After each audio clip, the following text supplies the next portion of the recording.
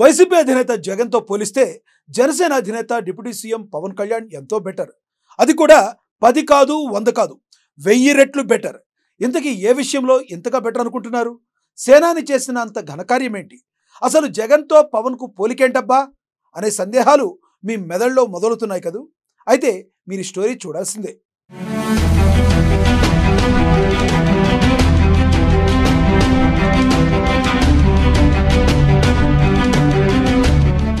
జగన్తో పోలిస్తే పవన్ ఎంతో బెస్ట్. ఆచితూచి మాట్లాడుతున్న జనసేన.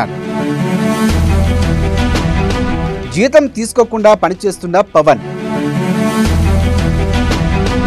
తనని ఎవరైనా ప్రశ్నించవచ్చని వెల్లడి.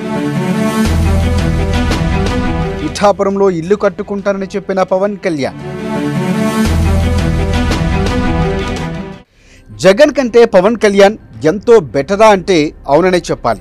ఒకటా రెండా ఎన్నో విషయాల్లో ఎంతో బెటర్ అనే వాదనలు వినిపిస్తున్నాయి. ఎన్నికల ముందు నుంచి కాస్త నిశితంగా పరిశీలిస్తే నేటి వరకు ఎక్కడా జనసేనని నోరు జారిన దాఖలాలు లేవు.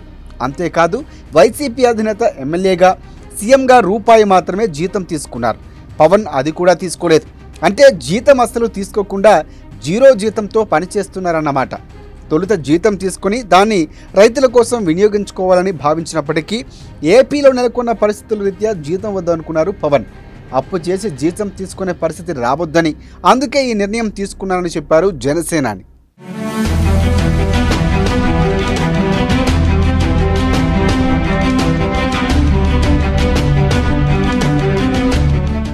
అసలే పంచాయతీ శాఖలో ఎన్ని అప్పులు ఉన్నాయో తెలియట్లేదని, ఆ కారణంతోనే తాను తీసుకోవట్లేదని పెన్షన్ల పంపిణీ కార్యక్రమం వేదికగా పవన్ కళ్యాణ్ మనసులో మాటను బయటపెట్టారు.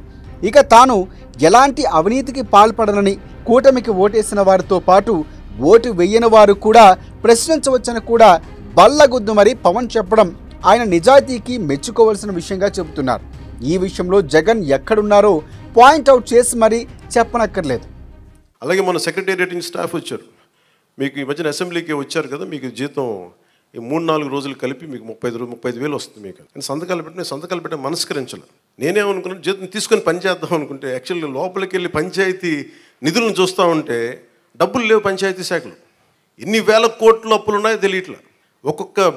ఒక్కొక్క హెడ్ తవ్వే కొద్దీ, అంటే ఒక్కొక్క దానికి ఏ హెడ్ కింద ఎంత ఖర్చు అవసరం అని తవ్వే కొద్దీ అసలు అనంతంగా లోపలికి వెళ్తానే ఉంది. మాకు ఒకటే అనిపించింది, ఇవన్నీ కరెక్ట్ చేయాలి. ఇవన్నీ ఇంత అప్పుల్లో అటు మనకి పంచాయతీరాజ్ శాఖ ఉన్నప్పుడు నాలంటూ డబ్బులు తీసుకోవడం చాలా తప్పు అనిపించింది.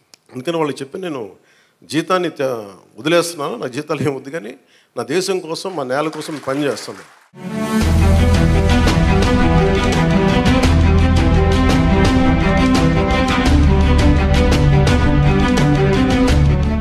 వైసీపీ హయాంలో ఇల్లు మొదలుకొని ఆఫీస్ వరకు ఏ రేంజ్లో కట్టుకున్నారో జగన్ కట్టిన నిర్మాణాల గురించి ప్రత్యేకించి చెప్పనక్కర్లేదు. అందుకు రిషికొండ, రాజ్మహల్, తాడేపల్లి ప్యాలెస్, రాష్ట్ర వ్యాప్తంగా నిర్మిస్తున్న వైసీపీ కార్యాలయాలే చక్కటి ఉదాహరణ. అయితే పవన్ మాత్రం తాను సింపుల్గానే పిఠాపురంలో ఇల్లు కట్టుకుంటానని తేల్చి చెప్పేశారు. అది కూడా ఎలాంటి ఆర్భాటాలు లేకుండా అని కూడా చెప్పేశారు.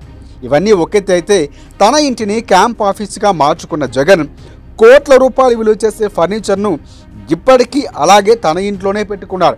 దీంతో ఫర్నిచర్ దొంగ అని కూడా పేరు వచ్చేసింది. ఇప్పటికీ దీనిపై వివాదం కూడా నడుస్తూనే ఉంది.